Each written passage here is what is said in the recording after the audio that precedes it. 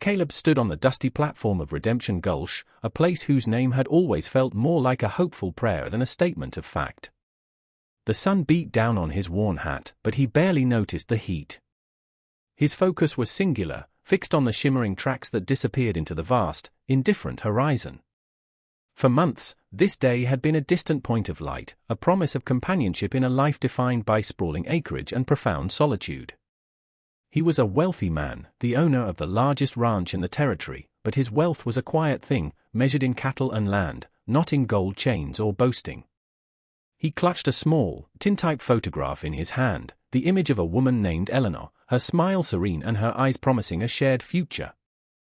The mail-order bride arrangement had felt practical, a logical step for a man who had built an empire but had no one to share its sunsets with. The distant whistle of the locomotive sent a ripple of anticipation through the small crowd. Caleb straightened his collar, a rare concession to vanity, and tucked the photograph away. The train groaned into the station, a black iron beast breathing steam and soot. Doors opened, and passengers began to disembark, a trickle of tired travelers and eager newcomers. He scanned the faces, searching for the one from the photograph. But she wasn't there. Instead, his eyes were drawn to a commotion near the rear car. A woman, not Eleanor, stumbled onto the platform. Her dress was torn, her face smudged with dirt and streaked with tears. A dark, ugly bruise bloomed on her cheek, and she clutched a small, intricately carved wooden box to her chest as if it were the only thing keeping her upright. She took a few faltering steps, her eyes wide with a terror that seemed to swallow the entire station, before her legs gave out and she collapsed in a heap on the splintered planks. A collective gasp went through the onlookers. For a moment, everyone was frozen, caught between suspicion and pity. Caleb, however, felt a different instinct take over. The carefully constructed vision of his future, the one with Eleanor and her serene smile, dissolved into the harsh reality of the woman lying on the ground. The planned disappointment of his bride not arriving was instantly overshadowed by a more urgent, more human crisis. He moved without thinking, his long strides closing the distance in seconds. He knelt beside her, his shadow falling over her trembling form. Her breathing was ragged, shallow. He saw the raw, scraped skin on her hands, the hands of someone who had fought, who had clawed their way to this moment. The wooden box was still locked in her grip, its polished surface scarred with fresh scratches. Samuel, his loyal and grizzled ranch hand who had accompanied him to town, was at his side a moment later. "What in blazes?" Samuel muttered, his eyes scanning the crowd for any sign of who she might have been with. Caleb gently touched the woman's shoulder. Her eyes snapped open, and for a second, he saw not just fear, but a flicker of fierce defiance. She flinched away from his touch, pulling the box even closer. He held up his hands, palms open, a universal sign of peace. He spoke softly, his voice a low rumble. "It's all right. You're safe." She didn't seem to understand his words, her gaze darting around wildly, but the sincere tone seemed to register. As he looked back toward the train, his eyes caught something on the platform of a small, crumpled piece of paper. He picked it up. It was the corner of a photograph, torn violently from its hole. On it, he could just make out the serene smile of the woman he had been waiting for, Eleanor. The sight sent a cold dread through him. This was no accident. The woman on the ground and the missing bride were connected, two pieces of a puzzle he had just been unwillingly handed. He and Samuel carefully lifted the unconscious woman. Murmurs rippled through the crowd, a mix of concern and distrust. Caleb ignored them. He carried her to his wagon, laying her gently on a bed of burlap sacks in the back. Her breathing had started to even out, but the tension in her limbs remained, as if she were still fighting a battle in her sleep. Samuel took the reins, his face a mask of grim concern. "This ain't just a simple case of a lady feeling faint, Caleb," he said, his voice low. "That's the kind of fear you see on a rabbit when the wolves are closing in." Caleb could only nod in agreement as he climbed up beside his friend. The short ride back to the sprawling expanse of his ranch was silent, the familiar landscape feeling alien and foreboding. The mystery of the woman in the back of his wagon filled the air, thick and heavy. When they arrived, they took her to a spare room, the one he had prepared for Eleanor. The irony was a bitter pill. He and Samuel worked together, cleaning the gash on her forehead and setting her arm in a simple splint. She never woke, but she whimpered in her sleep, her hands occasionally tightening their grip on the wooden box that she refused to release, even in unconsciousness. Caleb sat by her bedside for a long time, watching the rise and fall of her chest. The room was filled with the scent of lavender and fresh linen, meant to welcome a new life, a new partner. Instead, it housed a wounded stranger and 1,000 unanswered questions. Who was she? What had happened to Eleanor? And what was so important about the simple wooden box that she would protect it even when her own body was broken? He looked at her face again, no longer seeing just a victim, but a survivor. There was strength in the set of her jaw, a resilience that the fear and pain couldn't completely erase. He had been waiting for a bride, someone to build a future with. What he got was a responsibility, a danger he couldn't yet comprehend but knew, with a certainty that settled deep in his bones, that he could not turn away from. The next morning, the situation escalated. The woman, who he learned was named Anna through a few halting gestures and a name she traced in the dust on the bedside table, was awake but wary. She couldn't speak a word of English, and he knew only a few phrases of Spanish. Communication was a frustrating pantomime of pointing and expressions. Her fear was still a palpable presence in the room, but it was now mixed with a keen, observant intelligence. She watched his every move, her eyes missing nothing. The true nature of the trouble arrived in the form of a dust cloud on the horizon, which soon resolved itself into 2 riders. Caleb met them on the porch, Samuel standing just inside the doorway, his presence a silent declaration of support. The man in the lead was Sheriff Thorne, a man whose authority always seemed to sit on him like a borrowed coat, 2 sizes too big. He was arrogant and slick, with a smile that never reached his cold, calculating eyes. Caleb, Thorne said, dismounting with a swagger. Heard you picked up some stray baggage at the station yesterday. Caleb's face remained impassive. I helped a woman who was injured. Thorne laughed, a short, ugly sound. Injured fleeing, you mean? That woman is a thief, Caleb. Stole a valuable lockbox from a respectable gentleman on the train, Mr. Corbin. He's filed a complaint. I'm here to take her, and the box, into custody. Caleb's gaze flickered to the house, where he knew Anna was listening. He could feel her terror even through the thick adobe walls. He looked back at Thorne, noting the way the sheriff's eyes kept darting toward the house, a greedy hunger in his look. She didn't look like a thief to me, Sheriff. She looked like someone who'd been attacked. She's a clever one, Thorne sneered, stepping onto the porch. Plays the victim well. Now, stand aside. I have to search the premises. Caleb didn't move. He was not a tall man, but he had a presence as solid and unyielding as the mountains that framed his land. You have a warrant. Thorne's smile faltered. I'm the law in this county. I don't need a piece of paper to reclaim stolen property. You need one to set foot in my house, Caleb stated, his voice quiet but firm. The woman is under my protection. You're not getting near her without a federal warrant. Sheriff Thorne's face hardened, the thin veneer of civility cracking to reveal the raw entitlement beneath. He took another step forward, his hand dropping to rest on the handle of his pistol. Are you obstructing justice, Rancher? Hiding a fugitive? That's a serious crime. Caleb didn't flinch. I'm protecting a guest from a man who looks more like a vulture than a lawman. You seem awfully interested in that box for a man just doing his duty. The barb hit its mark. A flicker of something, anger, or perhaps panic, crossed Thorne's face before he masked it with a sneer. He glanced at the man with him, a hired gun if Caleb had ever seen one, and then back at Caleb. He saw the quiet determination in Caleb's eyes and the hulking silhouette of Samuel in the doorway. He had underestimated the rancher, assuming his quiet nature was a sign of weakness.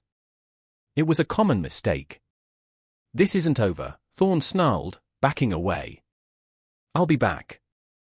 And when I return, I'll have all the paper and all the men I need to tear this place apart. He mounted his horse and rode off, his companion following close behind, leaving a trail of dust and threats hanging in the still air.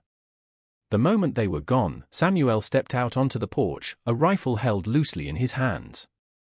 Vulture is the right word for him, Samuel said, spitting a wad of tobacco into the dirt. And that fella with him wasn't any deputy I've ever seen. His hired muscled Caleb nodded, his mind racing. Thorne's desperation was telling. This wasn't about a simple theft. It was something much bigger. He went back inside. Anna was standing in the hallway, her back pressed against the wall, her knuckles white where she gripped her wooden box. She had heard everything. She looked at him, her dark eyes searching his face. He saw the question there, why? Why are you doing this for me? He had no easy answer, not even for himself. It was just a feeling, a deep-seated conviction that protecting her was the only right thing to do. He gave her a small, reassuring nod. A sliver of trust seemed to bloom in her expression, a fragile thing in a world that had clearly given her every reason to be distrustful. That evening, a tentative bridge of communication began to form between them. The immediate threat of Thorne's return hung over the ranch, and Anna seemed to understand that her silence was now a liability for them all. She led Caleb to the main room, to the large, stone fireplace that was the heart of the home.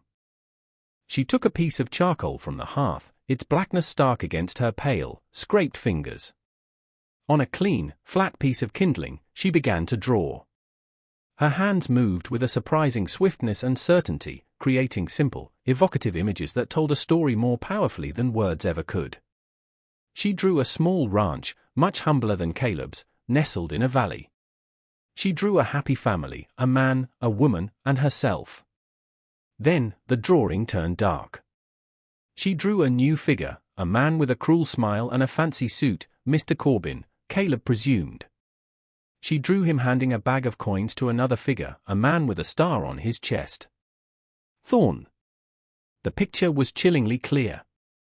She then drew herself being forced onto a train, her father fighting back and being struck down. The final image was of Corbin on the train, trying to wrench the small wooden box from her hands. Her drawing of the struggle was frantic, a mess of blurred lines and violent motion that conveyed her desperation. When she was finished, she looked up at Caleb, her eyes pleading with him to understand. She pointed to her drawing of the box, then tapped the real box beside her. She shook her head vehemently, then made a gesture as if she were giving something away, followed by a gesture for money. Then she shook her head again, more forcefully this time. Caleb's mind pieced it together. The box wasn't something she had stolen. Corbin wasn't trying to get it back, he was trying to take it for the first time. The story Thorne had told was a complete fabrication, a lie designed to use the color of law to finish a violent robbery. The sheriff wasn't just corrupt, he was an active conspirator in a brutal crime. The weight of his decision to protect her settled more heavily on his shoulders, but it was no longer a burden of confusion. It was a mantle of purpose. With a new sense of urgency, Caleb looked from the drawing to Anna. He gently gestured toward the box. For a moment, she hesitated, her lifetime of fear and recent trauma warring with the fledgling trust she had in this quiet, steady man. Then, with a deep breath, she slid it across the table to him. It was lighter than he expected, made of a dark, rich wood and held together by intricate joinery, not nails. There was a simple lock, but it wasn't engaged. He lifted the lid. Inside, it was lined with faded red velvet and was completely empty. Caleb looked at her, his brow furrowed in confusion. A small, sad smile touched her lips. She took the box back and ran her fingers along the inside edge of the velvet lining. She pressed a specific spot in the corner, and with a soft click, a section of the floor popped up. A false bottom. Caleb and Samuel both leaned in closer, their breath held in anticipation. He had expected gold, or perhaps jewelry, something of monetary value that would fuel a land baron's greed. But what lay inside was far more precious and far more dangerous. It was a single, folded document, yellowed with age and tied with a faded ribbon. The paper was thick, almost like parchment, and bore a heavy, unbroken wax seal. Anna carefully lifted it out and handed it to Caleb. He untied the ribbon and unrolled the document. The text was written in elegant, flowing Spanish script, a language he couldn't read, but he understood the gravity of the official stamps and signatures at the bottom. It was a Spanish land grant, an original charter from a time before the territory lines were drawn, before men like Thorn and Corbin arrived to carve up the world with greed and guns. Anna pointed to a name on the deed, Montoya, and then pointed to herself. It was her family's land. Her birthright. The entire story snapped into sharp, terrifying focus. Corbin wasn't a simple thief, he was a land grabber. He and Thorn had likely murdered her father to get their hands on this piece of paper, the one thing that stood between them and ownership of her family's valley. They hadn't counted on her escaping with it.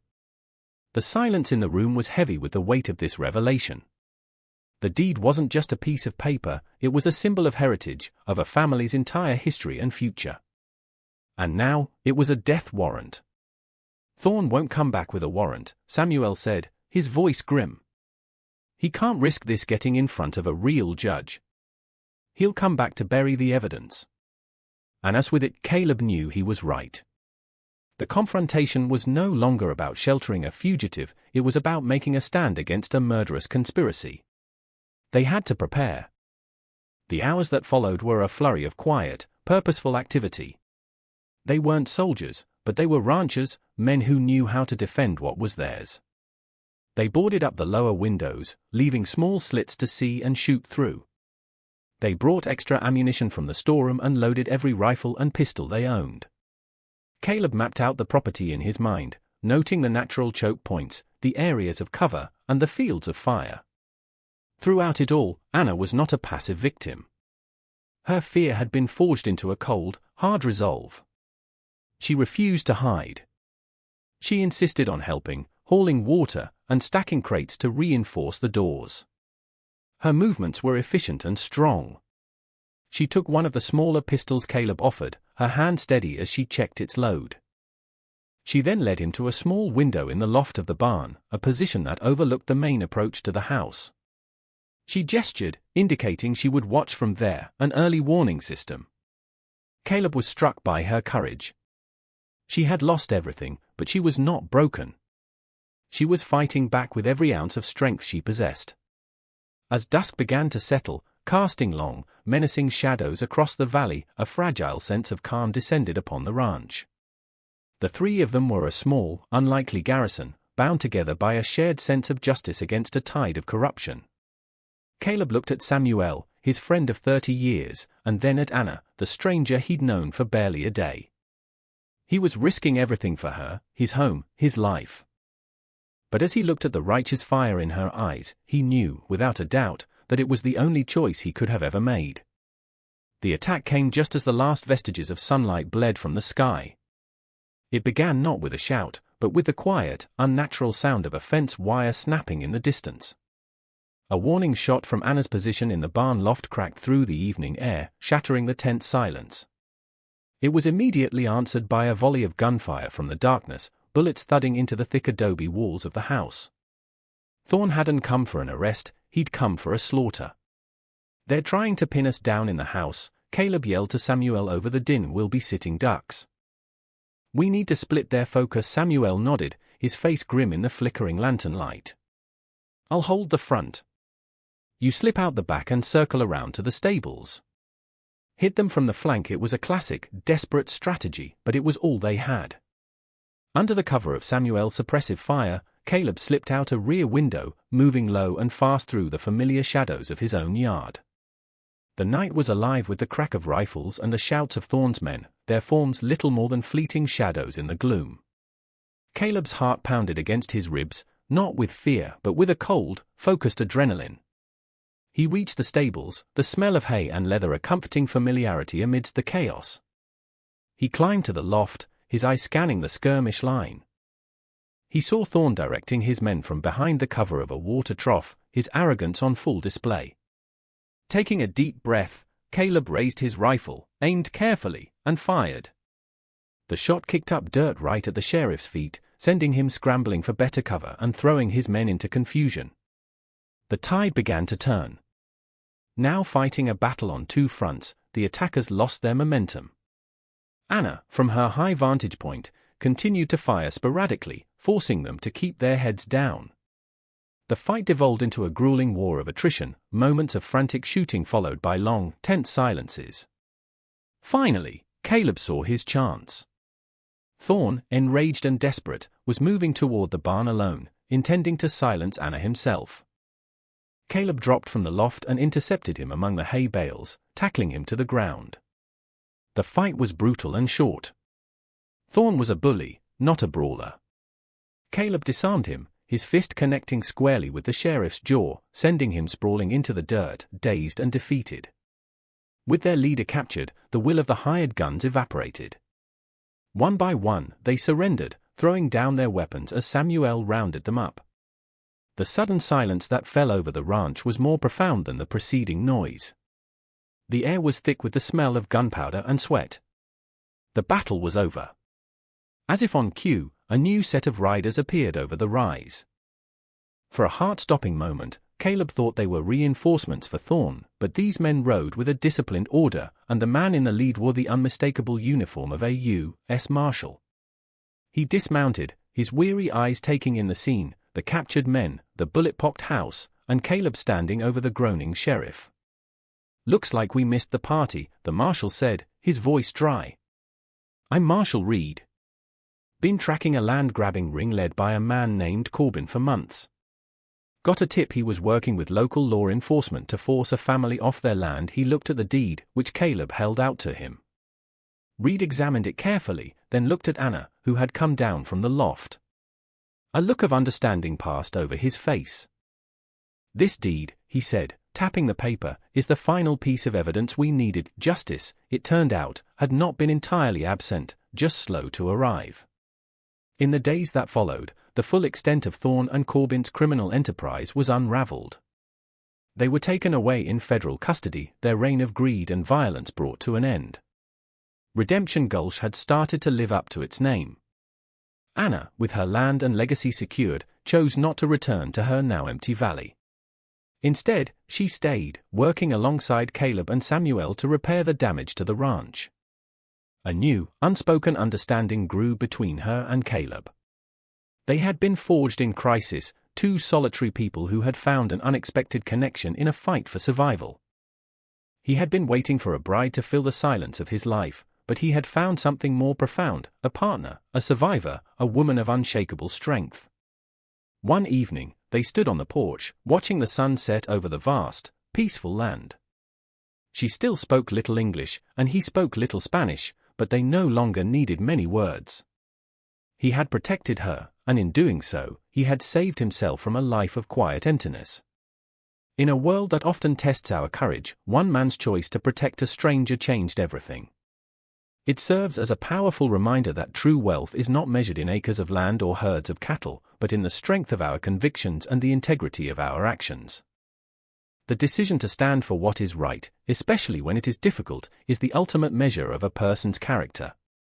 If you were inspired by this story of courage and justice, be sure to subscribe to our channel for more tales that celebrate the best of the human spirit. Click the notification bell so you never miss a new video, and check out another one of our stories right here.